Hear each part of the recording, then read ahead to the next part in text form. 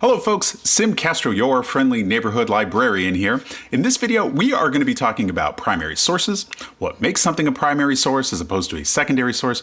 We're going to give you some tips and some tricks on how to find them for yourselves. So buckle in for Ohlone College Library's Introduction to Primary Sources.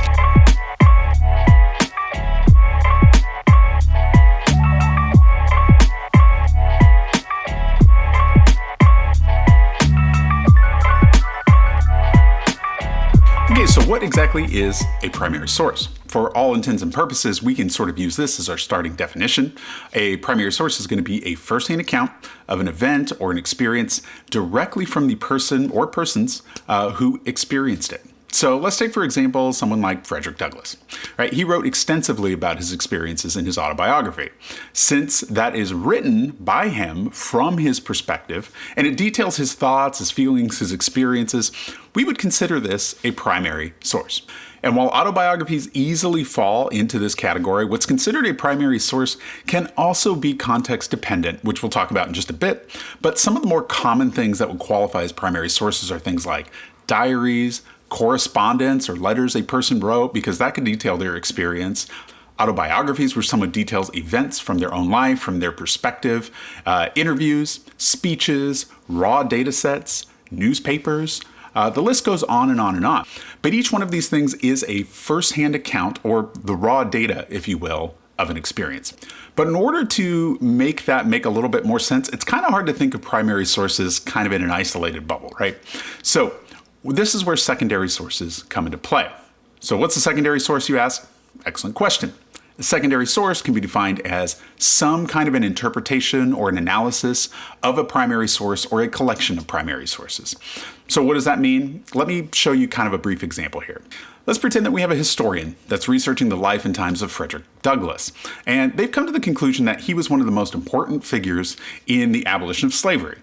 Well, the historian can say that, but what evidence do they have that supports that claim? This is where our primary sources come into play.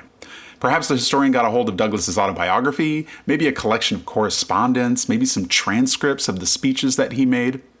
And after reading through all these things, the historian can argue that based on what they found in these primary sources, it could be argued that Frederick Douglass's writings, his reflections, his speeches, all had the power to shape people's perspectives on abolition. So we have several primary sources, speeches, manuscripts, etc., that were analyzed. Some conclusions were drawn from that analysis. He was a pretty important historical figure. And they were written up in some kind of original research, which becomes our secondary source. So this is how the symbiotic nature of primary and secondary sources work. So why is it important to understand the distinction between these two things? Well, we can look at it this way. If a secondary source is going to draw conclusions based on the analysis of sources, we got to have something that fuels that analysis, right? So you can kind of think of primary sources as the basic building blocks of research. We start with a raw source of data or information, and through analysis, we come up with some sort of greater meaning or interpretation. One of the things I like to ask myself when I'm trying to figure out if what I'm looking at is a primary or secondary source, I ask myself this question: is the thing that I'm looking at analyzing something else, or is it the thing being analyzed? So if an art critic is writing about the impact of a painting, that art critic's writing would be the secondary source because the painting is the thing being analyzed. Or if the work of two writers are being compared to determine sort of their impact on greater society, the written comparison of those two writers is the secondary source because what is it that they are actually analyzing? The works of each of those individual writers. So those works would be the primary sources. Now, these are all pretty straightforward examples of primary and secondary sources, and this is a kind of a good general rule for determining if something is primary or secondary. But, and this is important, what's considered a primary source is context dependent. What that means is different subjects and disciplines might define what's considered a primary source a little bit differently, okay? So while autobiographies and speeches might be excellent primary sources when you're doing some history research, original research and studies in the sciences might be considered primary sources. So always check to see what could be considered a primary source depending on your discipline and the research you're doing.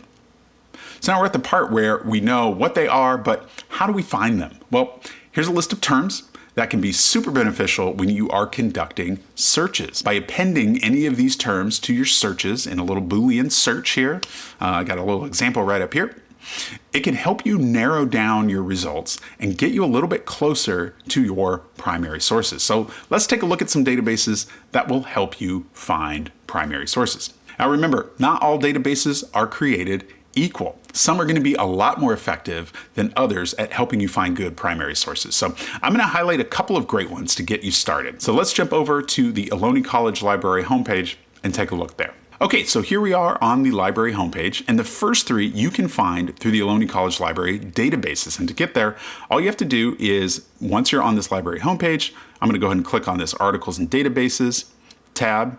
And this opens up a drop-down menu for you here where you can access all of our databases. So let's start with EBSCO eBooks, which can be a great source for finding collections of primary documents. I'm going to find it in this list here, EBSCO eBooks. Let's go ahead and click on that. And here we go. It should open up in a new tab. And so I'm going to pretend like my assignment is to research the Civil War. And I am going to start by putting that into my search. And I'm going to append or add the word sources to it, just because that's the first one on my list. So let me go ahead and type in Civil War and sources.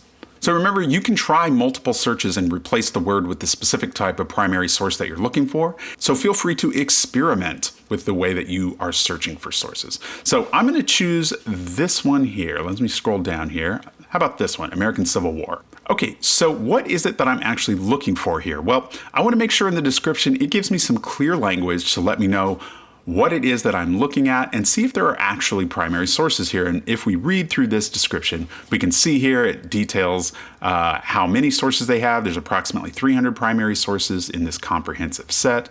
So it's going to give me language to tell me, okay, there are primary sources included here.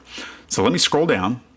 And I'm going to say, let's open up volume 2. I'm just picking one at random.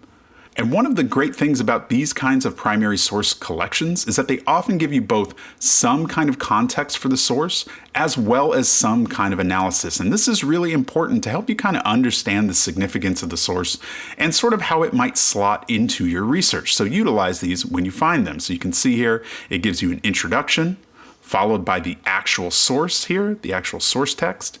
And then at the bottom, there's some kind of additional analysis. These are super, super helpful. Here's another source I found that mentions the inclusion of primary sources. And we can scroll down here to the table of contents. We can see that there's a section specifically for primary sources. The book itself provides the context and the analysis of the Black Lives Matter movement, and some of the sources are collected in the back of the book here. Don't be afraid to scour the table of contents to check for sections that might detail sources. So you can see here we have the title of the source. It gives us some context or some introductory information, followed by the actual speech that this person gave.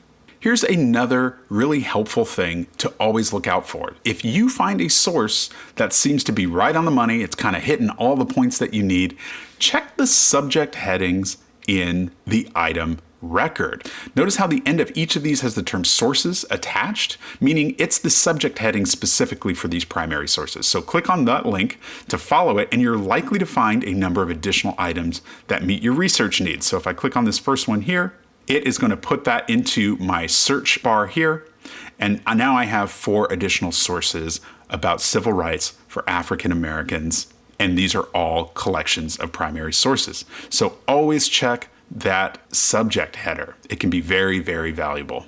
Another great place I like to check when I'm looking for primary sources on a specific topic is Gale Opposing Viewpoints. So I'm going to go ahead and open up the database from this pull down menu. Here it is, Opposing Viewpoints in Context. Let's go ahead and open that up. So here we are in Gale Opposing Viewpoints. I'm just going to type in my search terms here. Let's say Civil War. And searching for a topic will yield all kinds of results, but you can see here they include a section specifically for primary sources. And this might actually be a really excellent place to search. So let me go ahead and click on that. And here are a number of sources that I can use. Another great place to find stuff is by using JSTOR. Let me go ahead and open up that database here, the JSTOR full collection. So we can actually navigate to the JSTOR primary source collection. So to get there, once I'm in the JSTOR database, I can click Browse Collections. And from here, I can filter out these collections and search for a specific topic. And you can see they have tons and tons of things. So let me try searching for civil rights. And you can see we have a number of different collections of sources. Abolitionist papers, there's 14 items in here, so on and so forth. Primary source collections can be a really valuable asset. There are also plenty of online collections for you to use, so go ahead and start searching for them using the open internet. One place I really like to come to is the Library of Congress. There's a lot of really cool sources on here. You can click on the Library of Congress's digital collections and search within here to find a lot of primary sources. So a really great resource to try. And when all else fails, you always have us. The Ohlone College Library is here to help you find sources and material, so feel free to reach out. You can click on the Ask Us link on the library homepage to chat with the reference librarian that's available. You can drop us an email with your question and one of the librarians will get back to you. Or if you're on either campuses, the Fremont or the Newark campus, feel free to pay us a visit in person. We love having visitors.